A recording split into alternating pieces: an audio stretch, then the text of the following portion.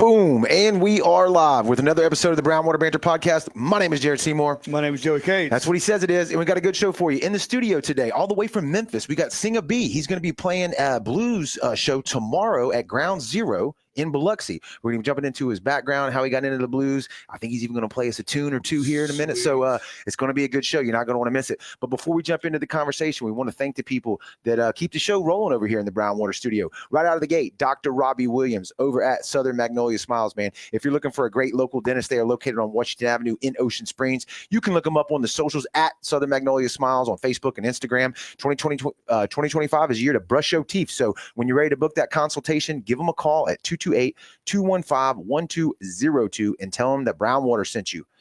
Taylor and Cox Law Firm. They've been on the Mississippi Gulf Coast for over 30 years. Just our buddy Tyler right here in the photo looking sharp. They're in Jackson County, George County, and Greene County. They specialize in felonies, misdemeanors, DUI, family law, divorce, child custody, and BUI. If you find yourself in trouble on the water, they can represent you, man. So if you or anyone you know needs legal representation, Taylor and Cox is the one for you. Give them a shout at 228-696-0111. If you're trying to get moving again, you're trying to prioritize your health, Forever Young Men and Women's Health is the one for you. Kendrick right here, you can jump over to their Facebook page. He's got a ton of videos out there explaining everything that he does and how knowledgeable he is. Their motto is that they're bringing medicine, health, and exercise together to help men and women live their best lives. Let him do some lab work on you. Let him figure out if you're vitamin deficient or hormone deficient. He specializes in testosterone replacement for both men and women, but he does a lot of stuff, man. He can go over your blood work and get you optimized to whether you just want to start moving around again and feeling better, or you want to get back in the gym and really get aggressive with it. He can do that as well. So go give him a follow on the socials. And when you're ready to book a consultation with him, you can give him a shout at 228-363-6623. And we're also going to flash up, like I said, in the studio right here. We got Singa B. He's the Prince of Blues. I love it. We got a lot to talk about. He's going to be at Ground Zero tomorrow from noon. So I say tomorrow. Let me be specific. August the 2nd from noon till 2 p.m. It's a brunch, I believe you said. Is that correct? Yeah, it's a brunch he's going to be doing. If you've never been to Ground Zero and you live here, I don't know why you haven't gone, because it's a great venue. Very much blues vibe to it, right? Because it's a blues club. It's a fun time. They got good food, man. So if you're looking for something to do on a Saturday, let's go check it out. And we're about to dive into the whole nine, man, his backstory and everything. So, man, yeah, thanks so much for being here in the studio before your day of the show. I know you probably got a lot going on down here in a new town. Is this your first time in Biloxi? Yeah. Oh, yeah. Well, welcome, man. Welcome. I really appreciate that. Yeah, absolutely. So you're from Memphis, is that correct? Yeah. Okay. All right. Give us the backstory on your music. Like, where did you start? How'd you get into it? The whole nine. Right. I was talking a little bit before we went live. Pull that mic up a little bit. Yeah, there we go. Let's hear that baritone. Hear me? Yeah, there we go. So we were saying just a little bit about it before we went live, guys. But I'm a blues artist. I consider myself a brand new blues artist, something different than what's contemporary or traditional that's out there. I read that on your stuff. Right on. Yeah. Thank you. So that's really what I'm emphasizing and really passionate about pushing. And so I the only reason why I'm passionate about pushing it is because I didn't choose to do blues. The blues shows you. I really mean that, man. Like so hard here, so hard wholeheartedly, because I've been doing music for such a long time, and I've always seen myself doing music professionally, and I never thought that I would be doing blues. It wasn't gonna be the blues. No, man, because in my mind, the blues is an old man kind of thing. I'm not trying to be prejudiced. No, I know what you're saying. It's typically, it is until it hits your soul. Yeah. Until it hits your soul, because I don't listen to blues like all the time. It's not my number one choice, but when I do get into it, it's the right time of year. It grabs you. It does. It grabs you, and I love it. And we're gonna get into all like the different artists and stuff and influences. Sure. But so when you started music for yourself, when you picked up, and I'm gonna assume the guitar was your first instrument, or no? My first instrument was actually a violin. Well, but that was my first lesson trained instrument was violin. What? Really? Yeah, I did not expect put that. me in a Suzuki violin class when I was like 5. No, when I was like 4. Ish. Okay. But I first started, in our home, like how you got all these guitars around, we have a bunch of djembe and African instruments. Okay. In the home, because my mother was married to a Nigerian. Okay. And so I learned about like a kalimba, which is like a little xylophone that you hold in your hand, and the djembes, which are pretty much hand like a different version of a conga Mhm. or conga if you know what those are. Mhm. But that was my first introduction into music, and which for people that aren't musicians, that means you got a great introduction into rhythm. yeah, Because that is a rhythm-based style of music, correct? and I mean, that's heavy rhythm influence. that's the first instrument.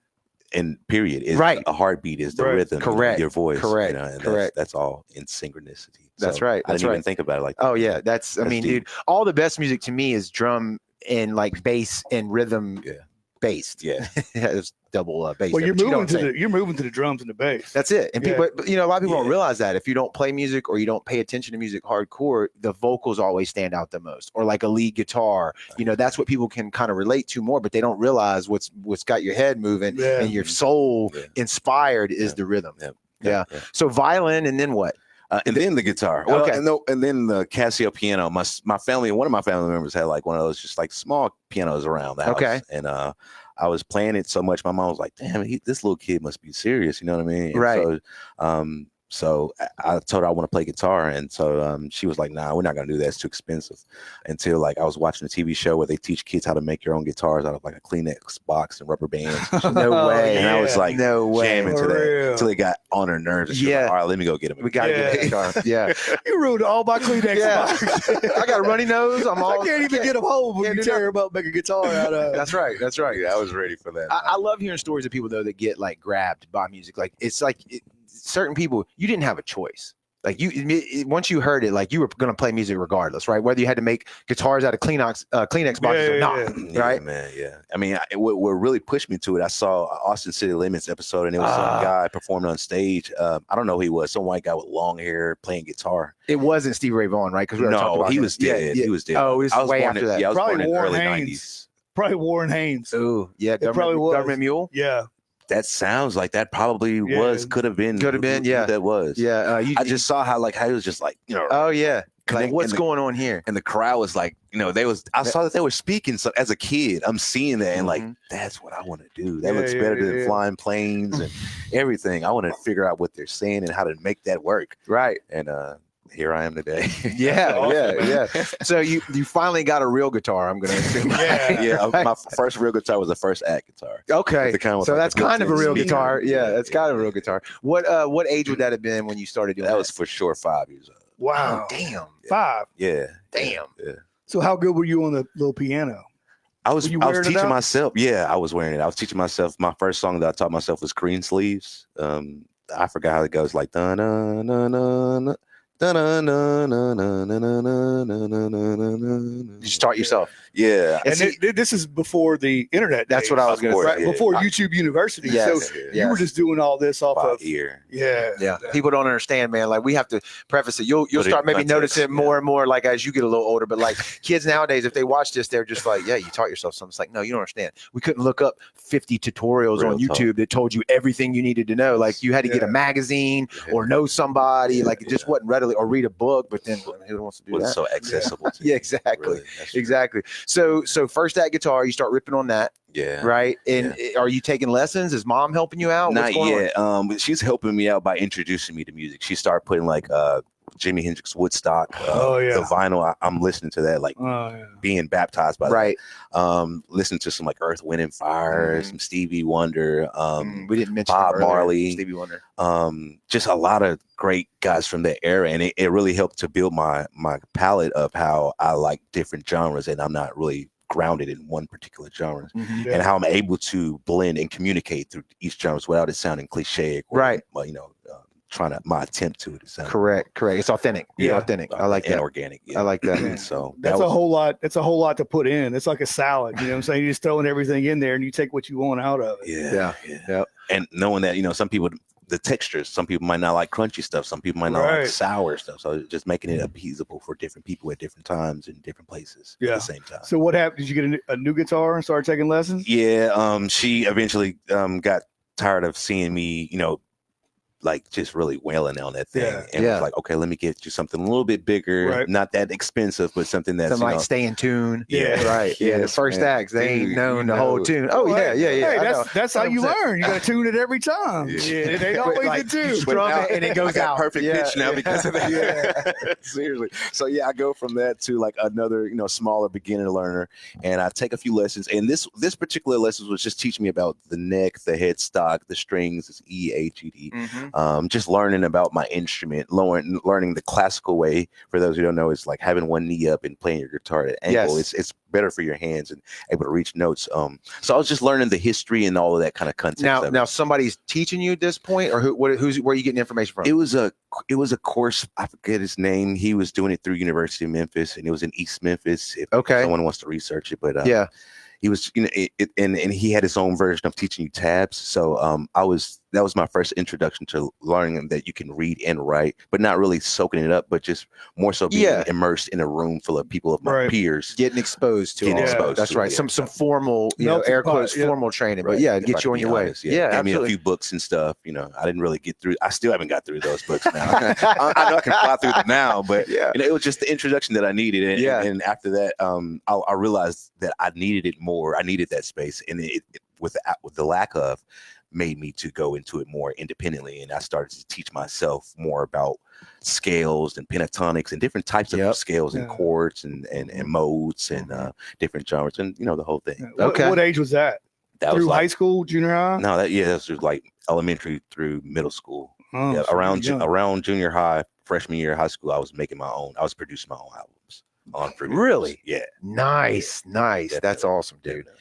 Yeah. So, damn. So high school year, you're already putting out your own original music. Yeah. Yes. Okay. That's impressive, man. Yeah. So you knew, like, you're sitting in class and you're taking whatever classes in high school, and you're like, this is cool, but like, I'm going to be a musician. Yeah. I just hope y'all understand that. Definitely. Yeah. There is no other option. I mean, it wasn't a point to like prove. It was just I couldn't exist without it for some. Right. And I didn't have a lot of trauma or right at home. Right. I just knew that was my identity, and that was the best way for me to express myself and for people to see me in the way that I could best describe myself and present myself. And when I did, so many people gravitated to it. And in that process, I created I gained the opportunity to have like a little trio R&B group in high school. Okay. And I figured that I was the more serious one in right. Just different little trials and tribulations. I learned that ladies really love it. Guys want to be cool because of the ladies loving it. And just all of the different politics that come with being a musician. I really started to hone in. For sure. So you said that the blues chose you. Yeah. So we got all the way up to high school. You got a guitar at this. I mean, you're playing the guitar at this point. Right. I mean, I'm going through a predominantly black high school, community. Okay. My background, and me learning about Jimi Hendrix, John Mayer, the people who are influenced by Jimi Hendrix. Who else other than John Mayer? Green Day. Everybody. If you picked up a guitar, you're influenced by Jimi Hendrix. I'm sorry. Okay. And everybody turned it upside down just to do it. Yeah. Not everybody can. Yeah, exactly. Yeah. So through my high school, through college, I'm totally into pop rock. That's my jam. Okay. Really? Because everything else was rap. It was the mixtape era. Lil Wayne. Okay. This is before Drake, so it was still Gucci Mane and Jeezy, and Gotti was getting his name out there some. And who else was predominant? Lupe Fiasco with the Kick Push song. And okay. It was just a different time. But you weren't vibing on that completely. Like that wasn't where you were attracted to. It's like being Hispanic and you speak Spanish, but you have the opportunity to go to America. You're interested and attracted in learning a different culture. So, you definitely can speak Spanish. Right. And can Right. cook a burrito. If someone asks to show them that you're legit. But if it's your time to show what you want to do, it's a Mexican making pottery or something that a big guy, something that you wouldn't expect. And I just wanted to be different. I didn't want to do the same thing everybody else around me. Okay. What did everybody? And this is still in high school, right? So what everybody in high school? They're like, dude, what are you talking about? Well, I didn't show it to him. I wasn't a man yet. I was still a boy. So he was still singing R&B. He was Boys and Men. In high school. No, he's a little younger. Well, that's our high school. Yeah. Well, I'm going home listening to Green Day. Gotcha. Mixing up with like Andre 3000 and Outkast. Okay. Just having a great palette. That's legit music, though. Yeah, dude. I was listening to him the other day. So that first record, Speaker Box and Love Love. That one too. Or AT Aliens. I'm gonna not say that right, but that was like classic. Yeah, because that's art. like we can get a whole conversation about like where music is today and all that other shit. It's just it's different. It's say not the same thing, four things over time. It's not the same. It's not the same. So so you got. So I'm hearing you starting out with a little bit of rock influence, kind of. Now you got Jimmy there, obviously, but like you're leaning into the rock. Yeah, because it was just different than what I'm used to. I mean, if you look at predominantly hip hop at the time, it was just like ass shaking, drug selling, gold teeth chains. And so it's like I literally grow up around. I mean, that's not what's in my home, but in my school and then my peers.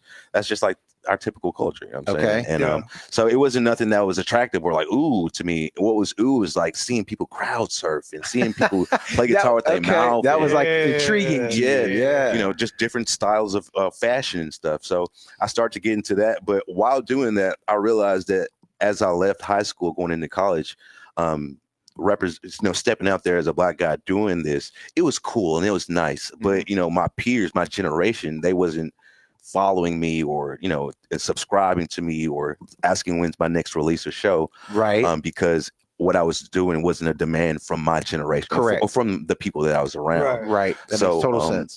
But on the flip side, it was beneficial for the rappers because they was like, dude, you play guitar, let me put some of that let me sample some of that, or could you sing in my chorus while I rap? You know, so I was still mixing and getting exposure from both sides, and wasn't neglecting any attribute that I felt that I could be able to express myself. Understood completely. That makes total sense. What was college like for you? What'd you go for? I went to Art Institute of Nashville. I was majoring in music production. I got accepted to Berklee College of Music, but I just couldn't afford $45,000. Most can't. I went there, but I ended up not even like the first week. I ended up having my student loans got canceled, so I stayed there for maybe the first semester, even though I wasn't enrolled. Right. Because you could still sit in class. Just hang out. Just hang account. Yeah. So, but the majority of what we were learning, I had already knew because I was already producing my albums at home, and I took a young producers boot camp, which was sponsored by the House of Blues. In Memphis at the time, so I had learned about Pro Tools and just like I had already had the previous knowledge. Yeah, so you were past the 101 entry level basic, and I was able to get on stage. So like being around people that's not from where I'm from, it's a new set of people, and this is my chance to introduce myself as this version of Singa. That's what I was aiming to do, and that's what I did. I was going to open mics and karaoke nights and doing house parties and college parties, and wherever there was a crowd, I was able to try to take advantage of it. When I don't know if this was high school or this was college, but when you first started playing out in front of people, were you a solo act with a guitar, or did you have bass player, drummer, anything? How'd that go down? It was a little bit of a mix of all of the above. I was aiming for solo, but because what I was doing was so cool and different, there was other people that wanted to do it as well. So I had like a musician friend. His name is J Mal. Shout out to J Mal. He wanted to do a duo thing. So we would do that while we were in college. And sometimes I would do a solo. What did he play? We both were attracted to the same artists. He loved Jimmy. He loved Eric Gales. He loved John Mayer. So I mean, like what instrument did he play when guitar, he played with you? Guitar, Okay, so but he also played bass. He was a multi-instrumentalist. He also plays piano. So we kind of had that. I got you. That double chemistry. Okay. All right. So you're in college, music production, student loans fall through. Yeah. Damn government. You're beating the block, right? You go into every open mic there is. Do you roll into another school, or do you I go back home? Because I couldn't pay for the living there. And the people who were paying for it, they was cool with it. We were all smoking weed. Just like, it was college, bro. Yeah. It's college. We've been there. Yeah. So after the semester was over and everybody was getting jobs and going away, it was like, okay, it's time to face reality. So I would come back to Memphis, and luckily I had already made a presence as somebody who was taking this music career seriously while in high school. I had already toured to Australia with a music program that was called the Stax Academy program, and we toured to Australia for like 2 weeks. Went to Sydney, Canberra, and Melbourne, and had a bunch of training to tour all around the country. So I had built up this kind of resume of myself and the local establishments and the local network of music industry people, personnel in Memphis recognized me. So when I went back, I knew to reach out to them, see if any gigs or if they needed a guitar player, camera guy, or somebody to sweep up behind. Right. Humble to get down and do what he's got to do. Definitely. And Beale Street's wide open though, you know what I'm saying? For people who's not from Memphis, that's what you would think. It's a politics behind right? it. It is, but it's politics behind it. It's a give and a take. It's what you're willing to give in order to get that exposure down there. And, Really? most importantly, you're giving your time. Yeah. And, that's the most valuable currency that we have when Oh, we wake up out of the absolutely. bed. Yeah. So if you can't get something fair in exchange for that, I think I know what you're certain saying. extent of time, you'll be able to do that. Right. Okay. So that was never my aim. But I had experience. I'm glad you brought that up, because going through middle school, high school, all of that in summer times, I would find my way down there, or somebody would hear about me and be like, "Hey man, you need to come down on Beale Street. I have a set down there. You can just jump in whenever you want to." And that was really my first introduction to blues, is by those guys just saying, "Come in and jam." And most of those guys are dead too, like because of COVID. Oh shit! Really? So you're talking about like old timers that have been old down there, school. seasoned. Yeah. Okay. Yeah. Damn. Yeah, I didn't realize the Blues Trail. We know Mississippi has a Blues Trail. I'm sure Tennessee, dude. It's throughout everywhere. It's you know what I'm world saying? or now. Yeah. It's a big thing. That's crazy. It's a big thing. The blues is supposedly born in Mississippi, and it's the only original. From somebody on the internet, correct me if I'm wrong. Form of music that was created in the U.S. Yeah, in America, that's the only thing that we can claim as far as style. I don't even know if we can claim it, and I've been saying that too. Yeah. But the reality is, I've been seeing more and more that origins come from Africa. From Of the blues? Okay. Yeah. Okay. I can't completely validate that, but Right. I've been seeing a whole lot more people saying that, so I haven't done my research. Now, I will say, like, when you go back to the blues, it's always African American people that started it, right? All the heavy hitters in the African beginning. Americans and Native Americans, because Really? if you think I of didn't some know of the that. earlier like chain gang music, like, Yeah. I woke up this morning, Yep. on the wrong side of the bed, wrong side of. It's kind of like Yeah. chanting, call and response. And that's the same thing that. Okay. It's kind of the same, same vibe. Same I got vibe. you. So, I got you. and that's without any instruments. It's all just whatever rhythmically you can make happen. Right. So, I don't know, man. The story. The plot thickens. So before like it. so is that you're saying that's where the blues came in for you, is when you got this call back to go down to Beale Street? Nah, not even that. I was doing soul then. When I came back, I realized, okay, good thing I can play the guitar, because a lot of gigs was looking for a guitar player to play soul music. I was from Memphis. They're known for soul music. Isaac Hayes. Yes. Aretha Franklin. Okay.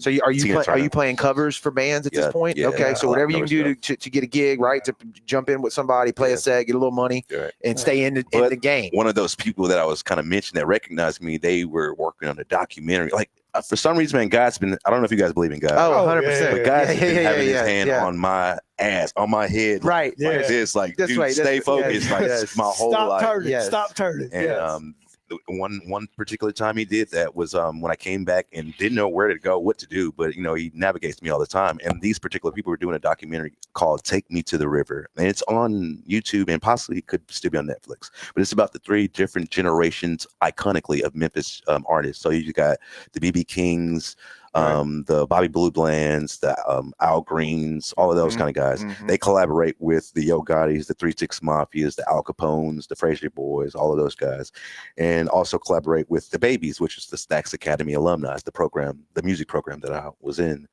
And so they documented these three generations collaborating on a soundtrack. So the film was about them working in the studio. Then they would take this film and this soundtrack and tour it, like, to different film festivals. Yeah. So it essentially be a tour musically and also a film tour. So it was the best way to display Memphis and my best way to get experience touring with Bobby It's kind Rush. of like the old school tour. You jump on the Snoop bus and go with it. Yeah. Snoop Dogg was on this tour as well. A lot of great, like, celebrity music icons who recognize the influence of Memphis music and how it bleeds into so many genres and so many other different artists who aren't from Memphis, who either sample it or remix it or are influenced from it. They recognize it, like, let's do this film. And so me being a part of that, they was like, okay, we want these kids to go on the road with us. But at the time of filming, the kids were like under 18. And when they presented this opportunity, most of the parents wasn't open to letting the kids go on the road. For sure. It makes it tough. And luckily I was, in college and coming home. So I was over 18. I was already creating my own originals before then. And so, when these people met me, they was like, hey, are you still cool with the Stax people? And I was like, yeah, they love me. And I was like, well, we have this opportunity where we're going on tour and we need somebody to represent the Stax Academy kids. But we can't call it the Stax Academy kids because it's not on paper. So we'll just call it that, but you guys have your own name. And what would you like to call yourself? And luckily, the members of this band was all Stax Academy previous students as well. So they were alumni. It was 3 of us, a bass player and a drummer. And so I just said the Brumfield Trio. And we performed some originals and some covers. Now, the Stax Academy thing, is that the same thing that took you to Australia? Is that what you said? That's okay. Tell me just a little bit about this program. It sounds like something that's just amazing, right? For kids. It is. Yeah. For the city of Memphis. So Stax was a record label that was and probably still is the highest employing company in Memphis. They hired, they were independent at the same time, but long story about it, they created so many, and this is a documentary on HBO right now too about it, but they created so many iconic people and music and just memories, and it all got foreclosed. And when it got foreclosed, the studio was auctioned off for $1, which was like a big FU to them. Yeah. It was a lot of political stuff. Wow. Okay. So they demolished the scene, and the only thing that was left was like the marquee that said Stax. So a bunch of people got it together to rebuild it and make a museum. And once they made the museum, they was like, let's do a school that is a charter school, and it's also an after school program, and I attended the after school program. Okay. And so what they're doing in the charter school is basic, curriculum, but it also has aspects to where if you want to be a musician or a producer or a stage crew or whatever it is in the music industry that you like, you can learn how to be able to do it, and we'll invite professionals here to, you can meet. It's kind of like the, incubator for anybody. Yeah, that's pretty cool. Badass program. OJT. So, yeah, exactly. All the way from this high all the way up. Mm-hmm. Mm-hmm. That's cool. That is really cool. So, all right. So you get there. Yeah. You go on tour through that organization. Yeah, I learned about what it is to be a Memphis. You know what I mean? Before I just go on tour I'm a star and I'm a talent. I learned that, okay, I'm standing on somebody's shoulders. Gotcha. Somebody did all this hard work for me to just walk out there. Okay. And so there's a responsibility come with that. Yeah. And what are you playing style wise? I'm playing like Dock of the Bay. We're in Australia. We did Land Down Under. Have you heard this song? Oh yeah. Yeah. Toto or something I don't think like it's that. Toto though. I don't know who it is. I can't think of it. We'll figure it It's out. Yacht Rock. Somebody will do it. Which I love, dude. I love it. So other than that, doing just great Memphis classics like Love and Happiness by Al Green. I'll Play the Blues for You by like Albert King, I believe that's by and BB King songs, but mostly the Stax roster artists, so female artists or female singers. They would do the Arethas, and I would be the guitar player behind it. So they wouldn't let me just be a solo artist. We would all take turns playing your part, having our own solo song or playing our part. Yeah. How did the Aussies take it? Yeah, dude, man, I still have relationships from people there to this day, and outside of the America, they really value our culture more than we do, because it's just like people here, they don't take advantage of the things here until it's gone, and most people who do take advantage of it are people from outside because they see the value of it. We talk about that on the show all the time about the Gulf out here, that we sometimes take it for granted. And Joey runs charter trips where like he'll bring people from out of town that are like mesmerized by certain things that we sometimes may not, islands, you look at somebody else doing it and you go, oh yeah, right, that is pretty badass, but we see it every day. Yeah, so they really love soul music. I mean, they remember that like if you were to talk about this year's playoff or last year's playoff, all the different stats that happen, they remember everything from the 70s and 60s on up till I guess about the hip hop era, because it's still not as global as those guys were. Okay, so they're really saturated and really they really love it, man. And so when going over there to answer your question, they wanted to buy my underwear off of me. Really? They offered me to stay in their homes. They offer like, whenever you come back, we will feed you. You can bring your wife, kids, whatever you got. Just come, please, and come. We'll book shows for you. I was in the newspaper there, the Australian, where they was talking about how we're great ambassadors for the Memphis culture. So it was so much. Yeah. Genuine love and appreciation. It was just a real connection of us being able to be valued and seen as that, and them wanting to get something that they can't get often, come and it be the real deal, real. So the bag flight home was a little less. 16 hours both ways. Because you had your underwear. Yeah, you sold all your underwear. So when did the blues get you? When did it really get? And you're like, this is like you said, it chose you. You didn't choose it. Yeah. So when did it get you? Around 2023. I've been performing before then. I've been performing with a guy named Al Capone. Okay. He goes by Al Capizzi now. A lot of people might know him for the "Whoop That Trick" song that they play a lot of Grizzly songs. Whoop that trick. Okay. Whoop the chant. Yes. It comes from the Hustle and Flow movie. Okay. But he's transitioned from being a gangster rap to now doing a rap blues man. And so in this transition, he's been slowly doing like blues songs, but like in a rap way. So it'll be heavily real instrument, musically inclined instrumentation. But it'll be him straight rapping on it, and it'll have some substance to it, or it'll have some correlation to the blues, to today's, approach. So while me being his guitar player and being his hook man, singing his choruses and stuff, I'm subconsciously learning how to do his format. But while he has a big name and he performs everywhere in the city, you think of any venue, he's done it multiple times. And so this particular time we perform at the halftime show where Ja Morant and Steph Curry are playing, and it's at home game, and we're performing our original music, and it's a new genre, which is like this rap blues that nobody's really solidifying or standing on. Okay. So in my mind, I'm like, I've hit all of my like checklists on my things to achieve in life. Yeah. And after this show, I don't have the money to pay bills. I don't have bacon to bring home. Like, no, my neighbors don't even know who I am. So, which I'm okay with. I love the privacy. Right. But what I'm trying to say is that, I've met the mark on what I thought the definition of success as a musician is to be. Yeah. And it's still not happening for me. So I figured I need to leave Memphis. I performed everywhere. Everybody who needs to know me know who I am. But the people in the next city over don't know who I am. Right. The next country. So that doesn't work. It's not doing what it needs to do, at least at this extent. So I need to do something else. To pay the bills. We got to pay the bills. I got to do something to keep to myself some sanity. Right. Because before I know how to pay the bills. I don't mind getting a job, and I'm a hardworking guy. But that's not your passion. But that doesn't dude, I'll go feed crazy. Your soul. Man. Yeah, exactly. I can only do like maybe 6 months on a job without asking for a 60-day leave. And I'll be a great one of the best employees. Reputable people be looking for me after those 60 days. Like, where's Singa? But it's just he gone. The music is always calling me. It's always in commercials. It's always somebody humming something, or I'm thinking, it's a gift and a curse, dude. So trust me, it's an obsession. I can relate. Yeah, it's an obsession. So with me doing the halftime of Steph Curry and Ja Morant, and then the whole crowd singing "Whoop That," like this is us, but nobody knows who I am. I got to get up out of here, because that doesn't mean success for my future. I have to figure out who's looking for me, because I'm looking for them, and I know that they're looking for me, but they're not going to find me if I'm stuck here in Memphis trying to be the best Memphian and the best blues. That's not going to work, because there's so many other talented people in Memphis that's also trying to do that as well. That like mirrors like Hendrix's story, right? He was a backup guitar player for a while until he busted out on his own. For I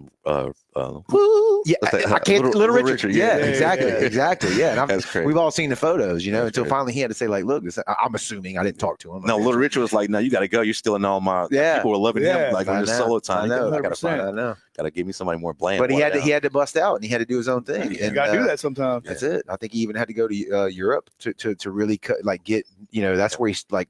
People started paying attention to him first, I believe. That brings up your point about Australia. Like, you can go to like Metallica concerts or any of that stuff overseas, and it's like 80, 90, thousands and thousands of people, man. Yep. It's like they appreciate it more than we do. So that's overseas. Yeah, that's true. And not just that they're present, but they're present in that moment. They're all, waving their hands. Oh yeah. I've seen footage where rappers have been out there and like the shows compared to like Rolling Loud or Kalapalooza or something. It's just so embarrassing. So what did you do? You got to get out of Memphis. So where was your first step? The closest place that I could think of that's outside of Memphis was Nashville. Okay, yeah, that's a pretty good place to start. Yeah, it's a pretty good place to start. I like it. And I know that they have an industry there. Memphis doesn't have an infrastructure. They have a lot of studios and a lot of radio stations and a lot of venues, but there's no record labels. A-listed record labels. There's no booking labels. There's no publishing labels. There's no marketing labels. There's no nothing. There's not even a YouTube or BMI or Sony. Nothing of that aspect. So Nashville, right up the road, has all of that. Or some of that. A fraction of it. But I wasn't thinking of that. I was looking for the people that's looking for me genuinely. So me aiming for that, I was going to every open mic I could think of. Luckily, I knew a guy from, my hustling days, performing on cruise ships. I used to perform on Holland America Cruise Lines. That's cool. Damn. Doing like a 3-month or 6-month contract performing as the BB King All Stars, which was like a franchise band on different ships going on at the same time, being a guitar player. But I was being recognized on everywhere I go. I'm always recognized as somebody who's not just what you're supposed to do. You're somebody like, who are you? Why are you here? Right. We can tell you're not supposed to be here. Right. So the band was like, do some originals. And, I would shine when I do that. Yeah, so, you're like, sure. So I made a lot of, relationships still that I really value to this day from there. So I met a guy named Frederick Weathersby, a really kooky. He won't stop talking, but he's a really great guy. You know what I mean? Mm-hmm. Many ideas he has. Right. Yeah. I was like, dude, Fred, where do I go, man? What should I don't know Nashville. What do I do? I mean, I'm glad I met you here because I made a Facebook post saying, hey, my musicians friends, I'm coming to Nashville. Where should I go? All of them was like, come to Bourbon Street, which is right off of Broadway. It's like a little alleyway. Where I didn't know they had a Bourbon Street. It's like it's better than New Orleans Bourbon Street. It doesn't smell like right. It's got to be cleaner. It's not as long. It's Yeah. real short. It's like a little alleyway. Yeah. Okay. But it's a bunch of clubs off in it. I hope I'm calling it right, Bourbon Street. Yeah. But I think it's called Bourbon Street. Yeah. But or maybe the club was called Bourbon Club or Bourbon Street. Gotcha. They know what I'm talking about. Yeah. We ain't holding you to the facts. Right. We got bourbon here. We got bourbon here. But yeah. So I went there, and that's where all the musicians go on Mondays for open mic for musicians. So I bump into Fred there because a different musician told me to go there. And when I go to this place, I see Fred, and Fred was like, hey, man, what are you doing? And yada, yada, yada. So I was like, man, I'm trying to, figure out where I need to go. He was like, dude, there's a website called the Nashville Blues and Roots Alliance. They list all the open mics that go on all week long. And there's like maybe even 10 of them that go on in one day. I try to hit them all if I can. I'm like, okay, dude. I'll do the homework myself. So as I'm doing it, I'm realizing he was right, though. There's reputable venues that are hosting open mics and jam sessions and all this kind of stuff. So I try to hit as many as I can. I don't while I'm out here in Nashville, my plan is to do 1 week.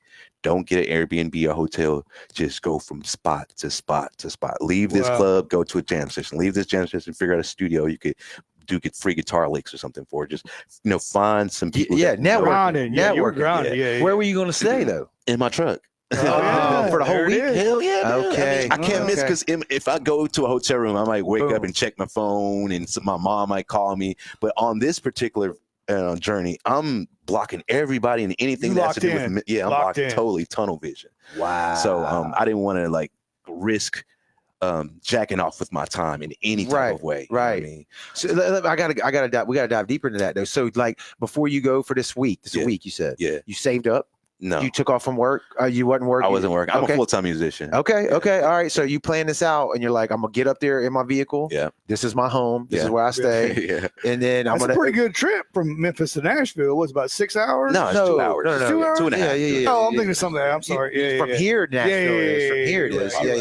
Yeah. But so you got I'm doing 7 days straight, and wherever the wind takes me, as long as it's bringing me into the music world, that's what I'm doing. That's what I'm doing. Okay. How'd that go down? It happened, man. It went. I made it happen, dude, because at first I met some people that I thought that I was supposed to meet, and it's all a part of you going the right way. It's gonna be some obstacles in your way because you have to have them in order to make you tougher, to make you more resistant to all of the other BS that can come your way. You need all of this stuff to make you stronger. It's for your characteristics. You know what I'm saying? Right. Like you said, going back to the God thing, right? Yeah, God still got your hand on it. Yeah, but you got to learn. Yeah. There's what they say, there's no glory without the no risk, no reward. Correct. Correct. So as on this path, I'm figuring out which ways that are, blanks. Mm-hmm. And I finally found the one spot, which is the last place on my list because I was kind of getting burnt out too. Right. But I made some connections though. You know what I'm saying? I wasn't leaving home empty handed. Mm-hmm. But on this last place on the list, it was called Papa Tony's. No, it was called Miss Zeke's. No, yeah, it's called Papa Tony's Miss Zeke's Juke Joint. Miss Zeke's is Papa Tony's wife. Okay. Papa Tony is the owner and head barbecue. Well, he's not really a chef, but he can get down when he I was about to say, that either sounds like a blues club, a pizza house, or they do barbecue. Yeah, a little bit of all. It's a juke joint blues restaurant. Yeah. And they have jam sessions every Wednesday, Saturday, probably more. I haven't been there in a little while. Yeah. But I go there and I do the same thing I was doing at all these other venues. I do my little acoustic cover set. I try to mix in an original if I can, but at this time I didn't have any blues, so I'm strictly sticking to all the best covers I know I can do. Okay, you know, with my own little twist to it and all that stuff. So I didn't know who the owner was. You know, he's very polite. He's introducing himself to everyone who walks in. So I definitely met him, but didn't know that he was the owner. Right. And I come in on the day that it's a jam session day. So it's free for me to come in and jam. I do my little session, and at the end of it, he's like, dude, you know, where are you from? And I told him from Memphis. He's like, oh man, what brings you to Nashville? And I tell him, you know, I'm looking for my tribe, you know, the people who are looking for me. And he's like, man, that's powerful. Do you have any originals? And I was like, man, I got a bunch of originals. As a matter of fact, right. What do you ask about that? I've done hip hop, I've done R&B, I've done rock. I'm Jamaican American, so I've got a reggae album that I'm sitting on right now. All right. I've got a country album I'm sitting on. I like that. I've got so many stuff that I haven't released yet. When you said that earlier about blending styles and genres too, you made me think of there's a reggae, like they're reggae but rock. So it's like the rhythms of the vocals are reggae style, but with rock and roll guitars in the background. It's I don't know, mix it up. That's what you know what I mean? Like let's create some new shit. Reggae even comes from ska, which comes from blues, which is where rock came from. So it's all they're all cousins. Just doing a circle. Yep, over and over again. All right, so you hit me like, what genre would you like of originals? Is that what it was? Yeah, literally. And he was like, well, I'll slow it down, Turbo. He's like, let's pick a thing. That's literally what he said. He was like, well, slow down, kid. Do you have any blues, young man? And I was like, oh shit, he got me. No, I don't have. That's the one I don't have. Oh, really? And being from Memphis, the home of the blues. You guys are the birthplace of the blues. We're the home. Right. Correct. And no, I didn't have any. But I was like, you know, I can come up with a blues song. In my mind, I can do anything. You know, right? Especially musically. You know, I love a challenge. Okay. And he was like, well, tell you what, you know, I have someone that's scheduled to perform tomorrow, but they canceled on me. It's just a 1 hour session. And you don't have to do the whole 1 hour. You can just come in and do exactly what you just did, you know, 30, 20 minutes, cover songs if you did. And I'll put some gas money in your pocket. Because I was telling him, he was like, well, why are you in town and stuff? And I was telling him, well, I'm actually only in town for today because my mom just called me before I came here to do this set and told me that she got news that her brother died. And they want me to be the pallbearer for his funeral. And his name was Uncle Jeff. So I was telling him that. He was like, oh, okay, well, you know, I don't want to take you away from, you know, you doing what you need to do for your family. So tell you what, you come back tomorrow if you can. And you come back tomorrow, I'll put some money in your pocket. So that way you got some gas money to get back home. I'll pay you if you can just, you know, do this little set or do however long you want to. And in my mind, you know, because he definitely introduced himself as the owner of the establishment at this point. And he's interested in who I am, what I'm doing. This is a business proposal. If you have never seen one ever before, in my mind, I'm like, dude, this is an opportunity. Okay. You know, the iron's hot. Let's get it. Let's make it happen. So in my mind, I'm like, okay, I'll be back tomorrow with a blues song. He's not expecting that. He doesn't know how I roll, but I'm gonna show him. And I didn't know how he rolled either. He had his wife there the next day. I didn't know she was sitting in the corner of the room.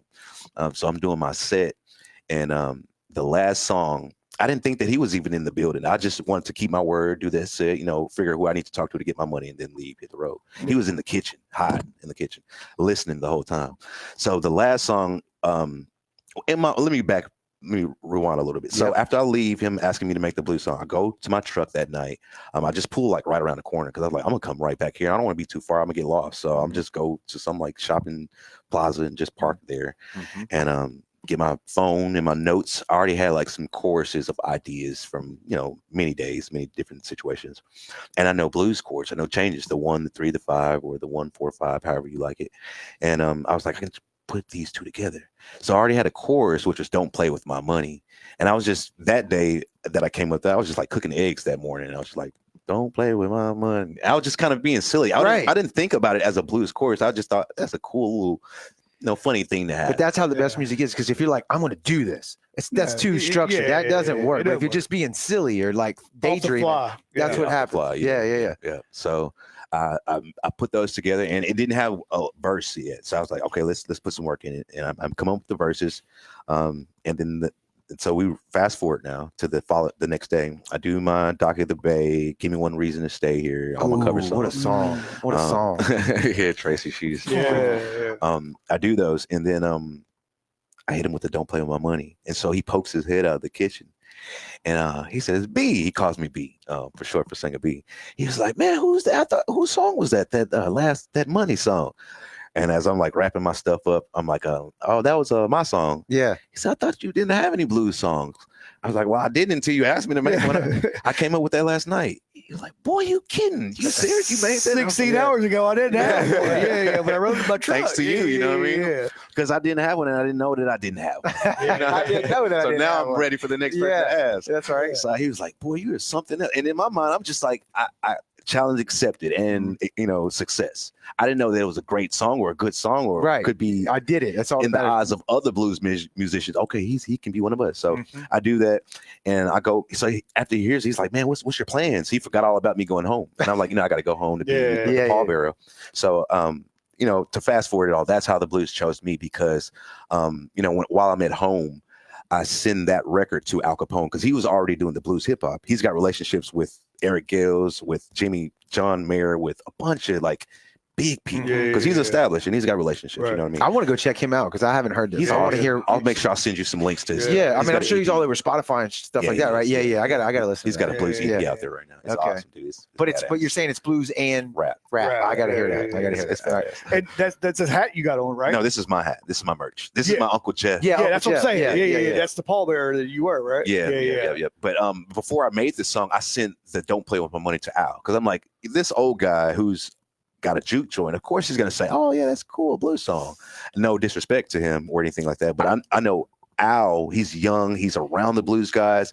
He can't just put anything out. So he's going to be able to be blunt with me. Right. So I sent it to him. And I don't know. I think the old juke joint guy would have been like, he knew he'd been like, he might not have been mean or maybe he would have. I don't know. Like I said, I didn't know what I was talking about. I didn't know much about this guy. He was slow playing it. Right. He was slow playing it. I'm just saying, to the blues, I wasn't accepting my calling. Right. So he's like, you might be all right, but I can get you right. Well, because you're a humble guy in a good way, right? You don't have a big ego. So you're like, am I good or am I not? That's a good thing, I think. So I sent it to Al. Now it's like, okay, this is cool, man. I see what you're doing. Yeah. That's cool. Keep it up. But in my mind, I'm like, I go, okay, I got one more day until the funeral. Let me try to make something else because that response that he gave me wasn't the response I'm looking for. I made another one called Nothing New where I'm rapping on it because the first one's just a response to his, seeing if I could do it. The second time it's like, okay, I know I can do it, but let me put a little bit more Singa B into it. Let me put some youth into it. Let me rap. Right. So I did that and I sent it to him and he called me. It was like, who's recording all of this for you? Because I performed it for him, but I went home and recorded and sent it to him as well when I recorded this Nothing New song. Okay. So I have Nothing New and Don't Play With My Money recorded on the day after I leave Nashville. Okay. And yeah. I'm Because I'm like, if this is good, let's see if this is really good. Right. I sent it to him, and he's just over the top. Who's doing it, and who's wrote this, and who's singing it? It's all me. Everything is all me. I'm doing it in my bedroom. Don't be bullshitting me, son. I need to know. Yeah, you got a team or something? You're like, no, sir. And he's like, well, you need to bring your butt back to Nashville. As soon as you get done with that funeral, you need to hear him come back. Call me if you need gas, or I need to get you an Uber. We need to figure out what we need to do about this because I work with the Blues Alliance here, the Blues Society in Nashville, and maybe I can figure out somebody that I don't know that could help, but what you got is something nice. And so I'm like, okay, this is cool. I sent it to Al. Al was like, oh yeah, man, I see it. Yeah. And I'm like, hell no, this isn't it. Like, I know when Al is like over the top about something. Yeah. And he's being nice, you think? He's being nice. Okay. Yeah, he just shrugged. Or that's the humble me taking him being nice. Because he might have just was really didn't want to give me too much of a reaction, not knowing what it is that I'm doing with all of this. Right. You know what I'm saying? Okay. So in my mind, I'm like, okay, this isn't the response I want. So I start to realize, okay, blues that I know of is Albert King, B.B. King, all of those electric blues guys.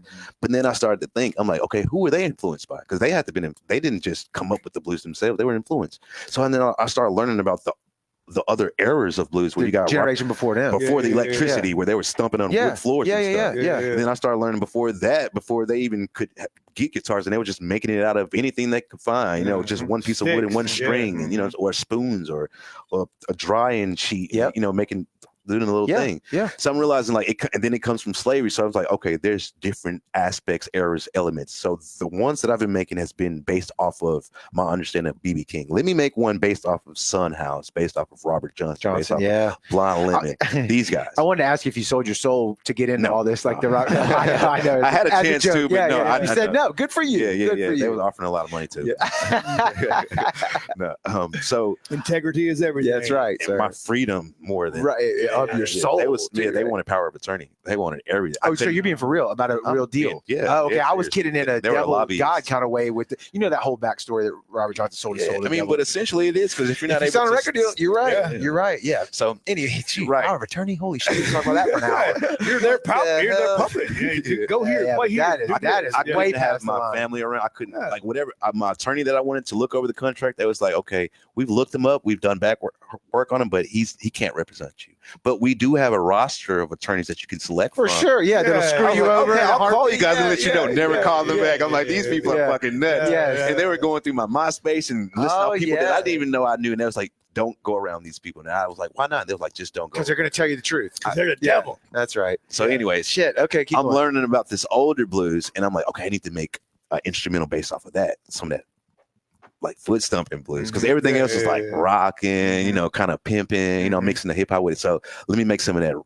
that old school, but make it young still, because I can't make it too old, because there's already young guys that's doing old style of music, which is fine. They're mastered it. Kingfish, he's doing like amazing traditional. God, he was good too. Sean McDonald's, I don't know if you guys heard about him, but he's amazing young guitar player. It's a lot of young guys. Okay, but I didn't want to take the approach that they took. I want to make it as someone who is young, who wants to step out there as a young person doing blues without being disrespectful, what's already traditionally known as blues. Not stepping all over blues saying this is blues. No, because the people who are doing blues aren't going to respect you or recognize you or none of that. Right. So, you got to be balanced. So I'm making the old school type of foot stomping one.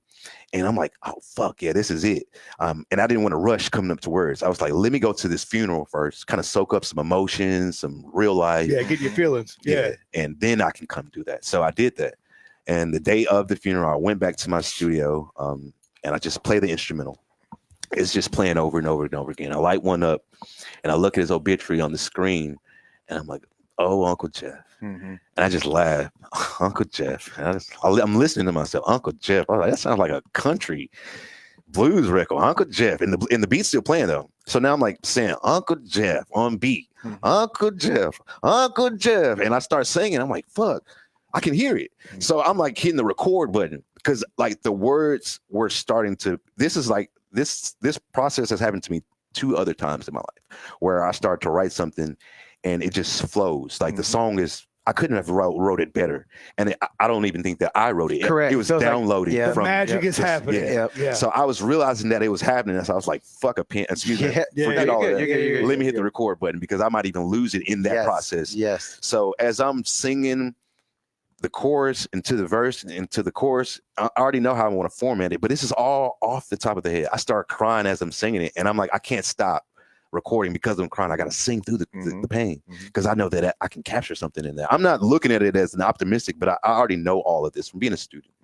So I make the song, Uncle Jeff, woke this morning, heard my uncle die. And that's what happened when I was in Nashville. I woke up in my truck that morning. My mom was like, hey, we need you to come home. Uncle Jeff died and we need you to be his pallbearer.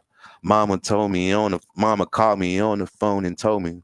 And she cried. She busted out in tears as she was telling me. Right. Said they found him naked on the floor next to a needle. He was addicted to drugs. Okay.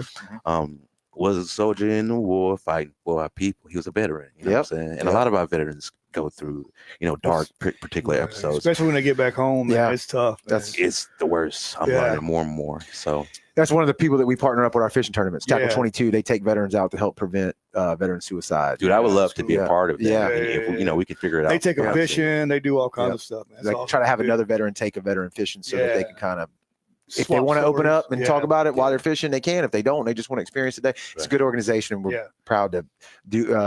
And Shrek is the one who really handles all of that. So, but I know where you're at with that. So, so good for you for writing that and channeling that into an emotion. I sent that to Al. Yeah.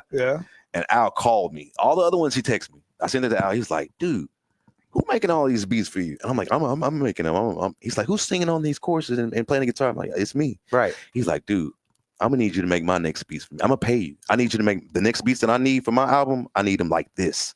And I'm like, in my mind, this is it. I'm on to something. Yeah. Because if it's good enough for him to want it to, then that's good. I'm hitting the jackpot. Validated. So, and then as I'm like listening to the song, sitting back, I'm like, damn, am I a blues man? Right. I'm a blues man. And I'm like, damn, I'm supposed to do blues because it sounds so natural. It's not me attempting to do it. It's right. It just all come out in my dialect, in my culture, and my approach. So I accepted that, and I've been hitting my head up against the wall with everything. I've got so many accolades that you're like, dude, how did we not hear of you now? But it's because it wasn't meant for me to. I was meant to learn all of those different experiences, to use them for the blues, to be able to connect with different people, because you can't be 60, 70 being a rapper. You can. I mean, I don't know how Snoop Dogg is, but he's climbing up there. Yeah, he's getting close. Compared to like Bobby Rush, who's 90.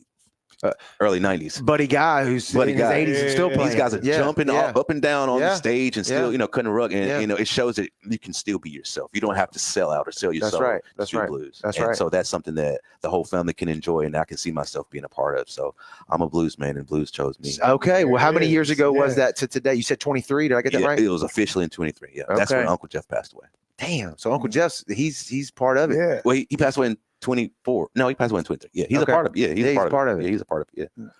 So you wore it then after that, right? You walked around as a blues man, right? He's a blues man now. Yeah, that's what he is. I mean, I'm not looking for something to just throw on my shoulders to say, hey, look at me now. But I realize that there's a lot of responsibility. It's not a lot of young people. A lot of the blues legends that were here, they died during COVID. Yeah. Not just on Beale Street, but in general, and not just them, their audience. People of that age range. Right. So that means a lot of that history, a lot of that knowledge, a lot of that experience has been lost. And there's a select few people who do know what real blues is.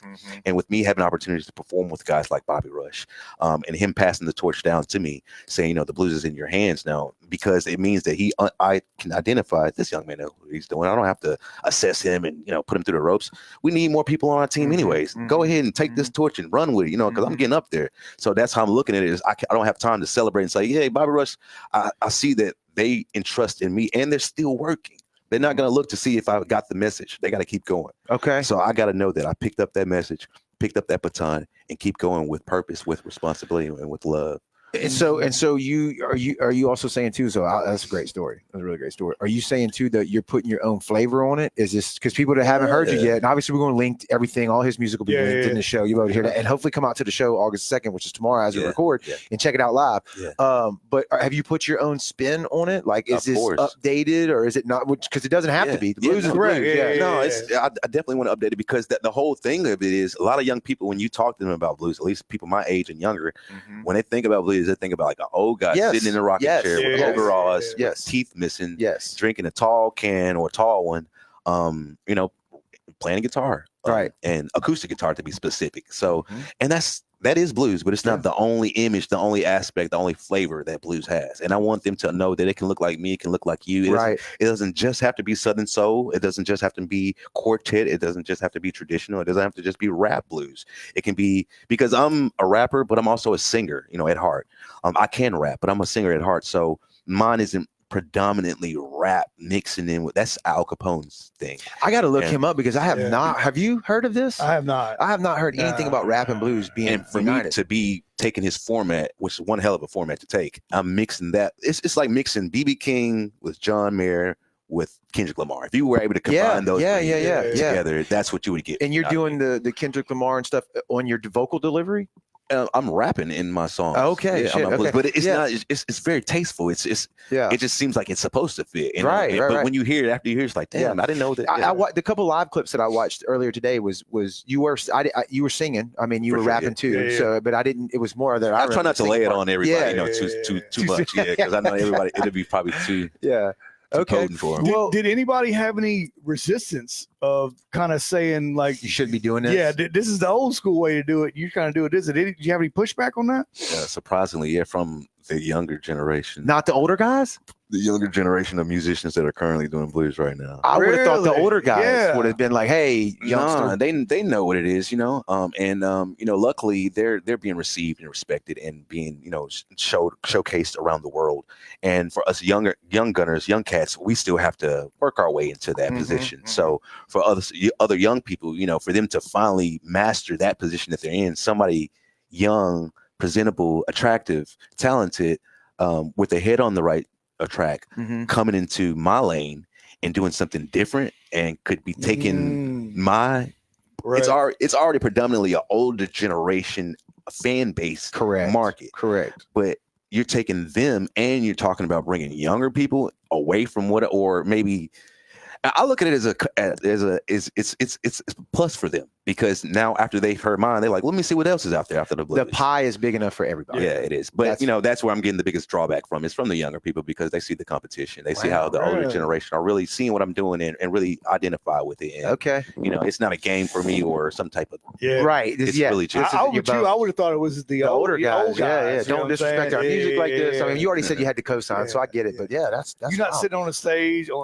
sweating sweating to death, playing a whole guitar thing. Man. I mean, when you see it, when I do it live, they see it. It's like, okay, he's a blues man. Yeah, you were doing something with a slide. It looked like it was maybe a radio station or something, or maybe it was a podcast. I don't know, but I was listening. I was like, damn. And that was during the IBC International Blues Competition. Okay, okay, and it was legit. But let's pause the story right here. Okay, and we got the guitar sitting over there. Yeah. We'll bring it out. Let's let the people hear what you got now, and then we'll get back to. I want to follow up before we wrap it up. I want to know like what's the plans for the future and all that. So we'll get into that and how to find you on the internet. All right. But what are you gonna be able to play for us today? Is this going to be a cover song? This will be original. I'll do the song that really pushed me. The thing I got on my hat, Uncle Jeff. All right. And this is also for sale for anybody who's interested. I'll make sure I plug you guys the information. Okay. Yeah. But I'm going to perform Uncle Jeff. Okay. And I want to let everybody know, the audience, we are in a non-acoustic treated room. It is reverby as hell in here. And we do have a boom mic. We're going to pull it in front of them. I'm going to do my best to mix this. I just want to let you know, I'm going to do my best to mix this. It's going to sound a whole lot better tomorrow. Yeah. As far as the acoustics and the mix is concerned. So if you'll, just pull that in front of you, however best we need. And let me see here. Yeah, there we go. All right, and you'll get ready. I'm gonna help you out just a little bit while you're doing that. I'm gonna do a little bit of this. All right, and then we'll keep that there, and I'm gonna try to blend in this mic and what you got. So hold on one second.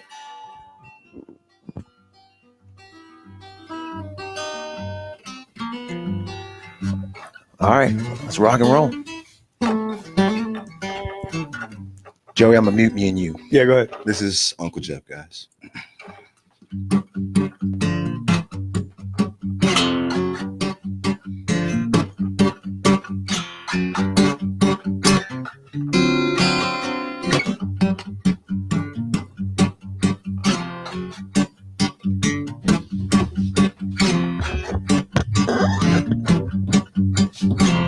Woke this morning, heard my uncle die.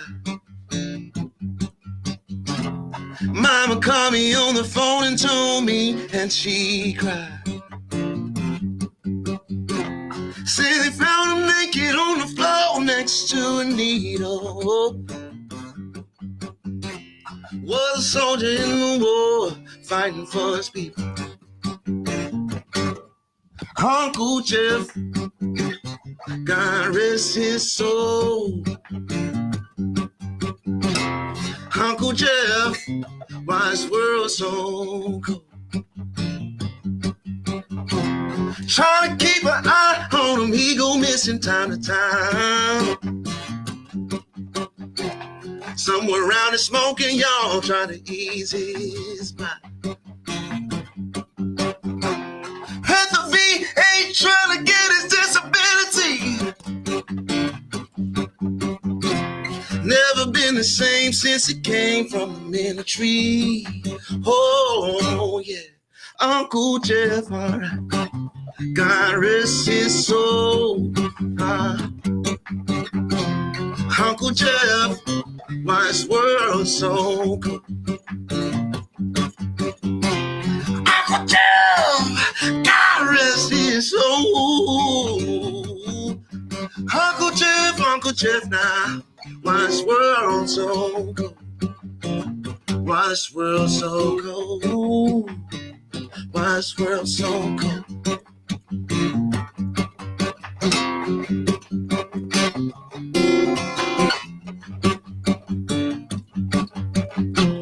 Woke this morning, heard my uncle die. Mama called me on the phone, Toni, and she cried. Say they found him naked on the floor next to a needle. Was a soldier in the war, was a veteran in the war, was my uncle in the war, fighting for these people.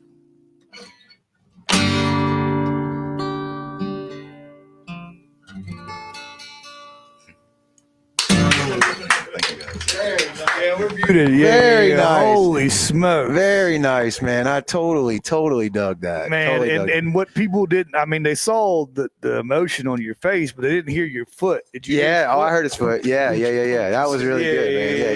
Keep it time. No, that was good. That was powerful. I love the blues. It makes me instantly think of. There you go. Yeah, Sorry about that. Instantly think of, like, for me, cold weather, like cool weather, fall barbecue, right, and just hanging out by a fire and I don't know, cruising the coast. I always listen to blues around that time because they're playing a lot of it too. So, man, thank you very much. That was a very good performance. That was a very good performance. Thank you guys for having me. So that's what he's been talking about the whole time. That's what he's capable of doing. That's what all that talking was about. Yeah, that's right. And that's Uncle Jeff, man. A tribute to your uncle And all the veterans out there. Yes, for sure.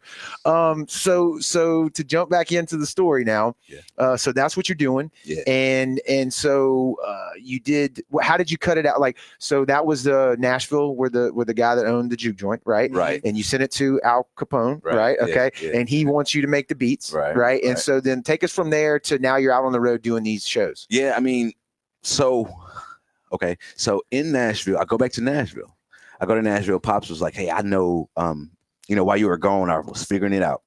There's this guy who owns the Jefferson Street Blues Museum. I met this guy. His name was Mr. I can't believe I can't think of his name. I've just been doing so much. That's all right. Yeah, life's a wild ride, bro. It's a wild ride. Mr. Lorenzo. There it was. Mr. Lorenzo. So Mr. Lorenzo introduced me to the National African American Museum of America there in Nashville. And they have me perform and do a seminar with Bobby Rush. So I meet Bobby for the second time. The first time was on the Take Me to the River tour. While I meet Bobby, Pops from the restaurant, the Juke Joints restaurant, had the idea, because he's booked him before in his restaurant for a show. So it was like, I can book Bobby again. Would you be interested in doing something with it? And I was like, yeah, let's make it happen. So that's how I was able to perform with Bobby Rush, through Mike Toni. He was able to, make that happen. But from there, he was just figuring out different things to make the picture make sense. So he just so happened to have a relationship with Ocean Way Studios in Nashville, which is where Kingfish recorded his Grammy Award-winning album. But not only him, Tim McGraw, Three Doors Down, Rascal Flatts, Sugarland, Keith Urban, Taylor Swift, some small names. Everybody. Yeah, you might have heard of them. Nothing but diamond and gold racks. Right. Man, it's crazy. So they had with the Jefferson Street Museum.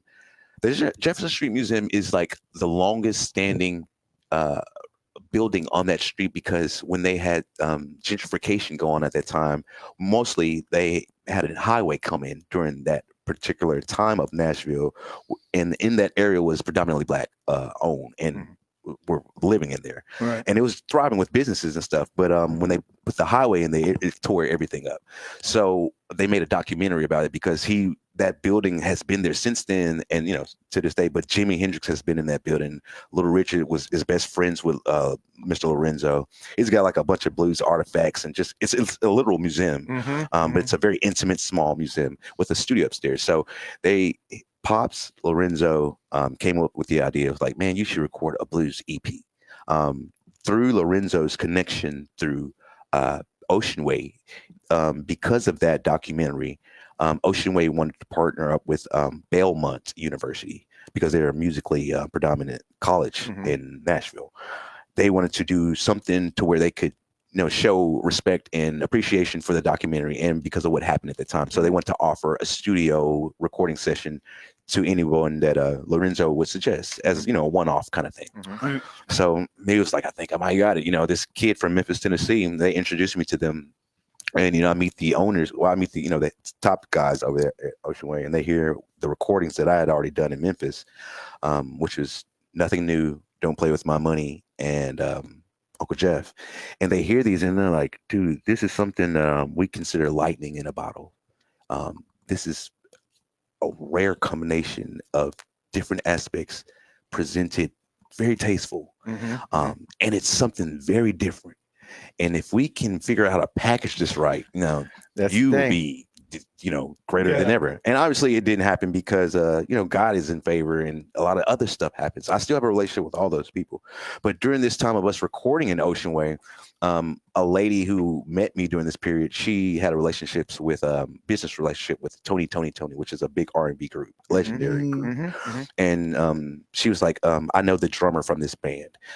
And I was like, well, I know that band, the leader of that band, because I opened up for him back in the day in 2018 before I had left to meet my tribe. Because this was one of the things that I had done. I'd opened up for a legend.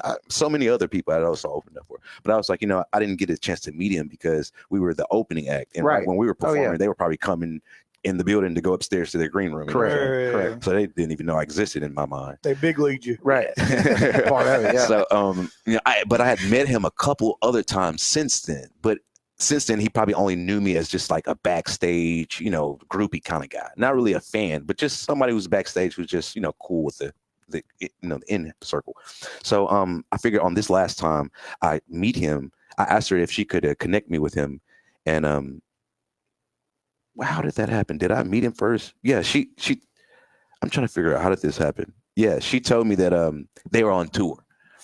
And when she said they were on tour, they would be finished in 2 weeks. Mm-hmm. So I was like, wait, you talking about the same tour that I just seen on the commercial? I was like, yeah, that tour, they'll be done in 2 weeks. So 2 weeks passed by very fast. And she told me that, her drummer that she represents, and that's how she knows about Toni, because he's a drummer for the Toni band and for any other band too. His name is Daru. He's a phenomenal drummer. Mm-hmm. But she was like, they're done. So I was like, okay, I can reach. No, shit, man. I think, okay, what happened was while I was in Memphis, because like I said, it all happened fast, I realized I saw the commercial that they were coming in town. And I took it in my mind that, okay, I need to go and meet him backstage and let him know that I do music, because I don't need him to think that I'm just a cool guy backstage. Right. I'm like you. I do what you wanted to do and what you're doing now. Right. So I finally get to do that. And it was, man, that story, man, my life is crazy, dude. Like the bodyguard was like trying to kick me out of that venue. And then the lady who finally got me in the venue, she was the old road manager for them, but she wasn't on this particular tour. So they had a different set of managers, and Raphael Sadiq was on this tour. Yeah. So it was like his way or the highway. So she couldn't get me backstage and I couldn't get, and then like we couldn't have cell phones, but she had to have a cell phone to stay in communication with them. And the security guard saw me sitting next to her with her cell phone, tried to kick her out. She's like a senior citizen. Yeah. He was totally rude. It was just a total episode. So anyways, I was able to meet him backstage. I was like, dude, Dwayne Wiggins is the guy I met. Well, he came to Memphis at the Orpheum. And I was like, I want to let you know that I'm a musician. If I could just have 30 seconds of your time, I just want to show you what I do. Mm-hmm. And I had already recorded these songs in my home studio and was working on recording them at Ocean Way too. Mm-hmm. But I figured I would just perform live, let them know what it is in real life. So he was like, go ahead and do your thing, man. You don't have to tell me. So I do Nothing New, where I'm rapping, because I'm thinking this is Uncle Jeff is cool. Right. Don't Play With My Money is cool. But Nothing New, it best represents, a young guy doing blues. I see it. I get it. I'm thinking to somebody who has that kind of mind frame. So I do that where I'm rapping and I'm singing. And he was like, dude, we get off tour in 2 weeks. When we get off tour, I want you to call me. Take my number down. We text each other. Yeah. So fast forward, I'm back in Nashville doing the whole Nashville thing, thinking, if this Toni thing happens, it happens. If not, I'm still working on the Nashville thing. So while I'm in Nashville, she says this. It just slips out because she's representing her other artists. She's trying to advertise whatever she can. Yeah. And this info slipped out. I'm like, wait a second, you talking about the same tour? So she's like, yeah. So I never called him since he said wait until after tour. So I texted him, was like, hey, you told me to reach out. I sent them the recording of the song as well as a reminder, and the picture of me and him. So he knew who I was. Right. Yeah. And he didn't text or respond until I was doing an interview. I was doing a documentary. The Nashville Film Institution wanted to do, which is a college, wanted to do a documentary called Mr. Brand New Blues, which is talking about my whole process of how I started to do all of this, working in Ocean Way, just the whole capturing all of that happened as much as they could. So while we were filming this documentary, he called me and I'm like, hey, I'm doing a documentary. He was like, okay, talk right now. He's like, okay, just call me right back. Yeah. And I'm like, this is a fucking legend being silly with me. Like, oh my God, I wonder what this call is about to be. So I'm glad I sent him that record. That was enough for him to digest more, him to look up stuff on the internet and see that I got mostly rap stuff on YouTube. Nothing blues. So when you look me up, it's R&B, rap, and anything else. So in his mind, he's like, okay, I see what's going on right here. And he asked me, he finally gets me on his phone and said, what are you doing tomorrow? I'm thinking when he asks me all this stuff, he knows that I'm from Memphis. He's thinking that I'm in Memphis. He doesn't know I'm in Nashville. So I'm like, whatever you got planned. What I need to be doing tomorrow? He's like, well, I'm thinking about flying in town. And I'll fly in town and bring a couple of execs with me and have them, you perform for them and we just have some wine and cheese and crackers and stuff. Right. Just kind of introduce each other. I want to introduce you to some people.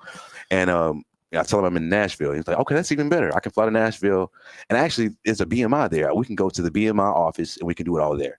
And so he does that. He was like, I'm going to be there tomorrow. And in my mind, like, I know drummers that we rehearse all month long for a show and the gig is right up the street. And when it's the show day of the show, they say, man, I got a flat tire. I can't make it to the show.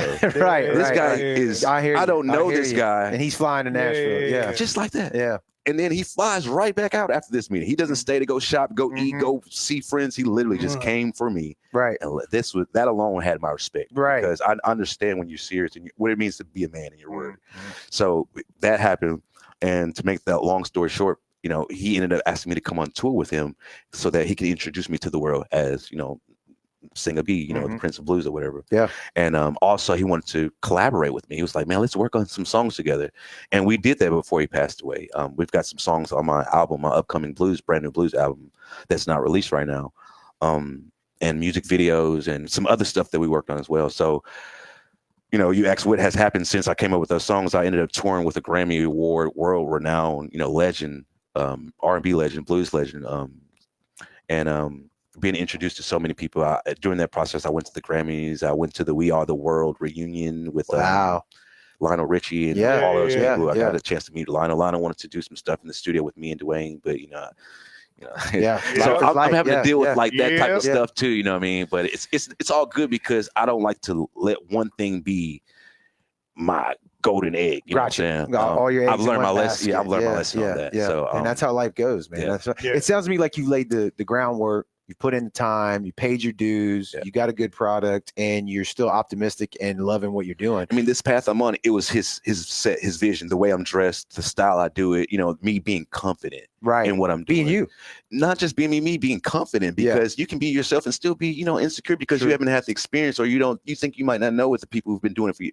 I mean, this guy's like, dude, whatever ideas you have, like, let me know. It might be better than my ideas. We're having real conversations. We're generations apart, experiences apart, but he respects me as we're eye to eye. So in my mind, it's like, there's no more worrying about if I'm ready. I'm ready. I know I'm ready. I've been on tour around the world. I'm ready. It's time to do it. So do it with the blues and know what your purpose is while doing it. So before he passed away, he made sure that I did some local stuff. He was like, go and get into the blues communities, the societies, introduce yourself, do some local competitions. You really want to make that impression that you're still organic, even though you're with the big guys. Right. If you try to tell some people, hey, I need a show, they're going to say, won't you call the big guys? You're working with the big guys. What do you need us for? You got the big guys. And so I don't want you to run into that. And he was right.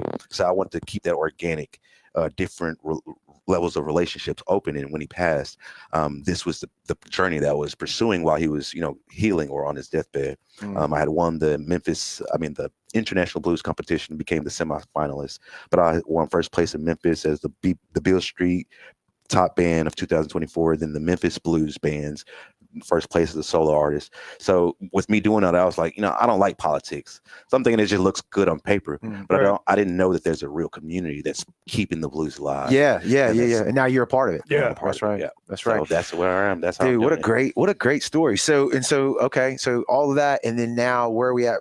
Current present day, 2025, August 1st. You're playing tomorrow, Ground Zero in Biloxi, and then what's I linked your Facebook is in the comments, and I'll have you linked on the audio and all the clips that we do of this. But like, what's the plan now? So we're just doing shows and we're getting your name out there, and you got the EP that you're going to drop. Right. Well, before Dwayne passed, the goal was to give me a record deal. Okay. Because he's got the insight and the connection, so I don't have to, sell my soul. Correct. Yeah. But now that he's gone, I'm going back to Build it from the ground up. from the Yeah. ground That's right. up. So That's right. Do it yourself. I'm finally releasing those songs that I recorded in 2022, 23, now in Mhm. 25. I released "Don't Play with My Money" earlier this year, and I just released "Nothing New" a couple of weeks ago. Okay. And I'll be releasing the music video to that very, very soon. So that's what I've been doing is getting the word out for those songs, getting more exposure, letting people know that there's a new kid on the block. And I'm ready to rock. Rock and roll. So Yeah. tomorrow is your first time playing Biloxi, is that correct? Yeah. All right, and first time in Ground Zero. At the legendary Is this your first time on the Mississippi Gulf Coast? Or have you been here before? doing what I'm doing now? I've been here doing other stuff, but this is my first time Okay. representing what I'm doing, blues. Yeah. Okay. And 2-hour set tomorrow, 12 to 2? 1 hour set. 1 hour set. It's Okay. a 2-hour ceremony Okay. Yeah. Gotcha. So what time will you take the stage? Do you know? from 12:45 to 2. Perfect. Okay. Like All right. And then people can expect a What good you time. throwing out there? Yeah, You you can throwing play. a You I'm- can- bunch of doing- originals, some covers. Yeah, I'm gonna make sure I do a lot of originals and a lot of covers. A lot of covers that a lot of people will love. Okay. Like I'll tell you at least 2 or 3. I'll do the "Give Me One Reason to Stay Here," Okay. the "Dock of the Bay," Yeah. and the song I did, "Knock on Wood." Okay. Yeah. Is it going to be you solo? Yes. Okay. me solo. Okay. Acoustic or electric or Electric. It's a called acoustic, but I have a loop pedal. Yes, understood, understood. I'll be soloing too. Okay. Yeah. All right. Yeah, That's killer, going to be dude. Gotta killer, get man. down. So listen, if y'all are watching this today or you hear this on any replays, August the 2nd, right? So you know exactly what day we're talking about. 12 to 2. Y'all go to Ground Zero and check it out. Singa B, man. And he's on Spotify and all that too. So if you just want to listen to his music, go do that. Give him a follow on socials. It doesn't cost you anything. Let's do it right here on the live. Here we Yeah, go. we're gonna do it. Yeah. There we go. Be right here on Brown Water Podcast. That's it, I'm man. beloved in Biloxi, That's Mississippi. it. Turn up. There it is. That's it. There it is. He's doing it. Promoting the show right there. Y'all go check him out, man. Show him some love. Show him some support. We appreciate everybody tuning in on the lives for us as well. Yeah. We're gonna plug our app. If you haven't downloaded it already, it's free on the App Store and Google Play. So go check that out. All of our content is out there. Yep. You can cut the algorithm out and see episodes just like this Smart. and our stuff like that. Smart. So go check that out, man. If y'all keep tuning in, we'll keep doing.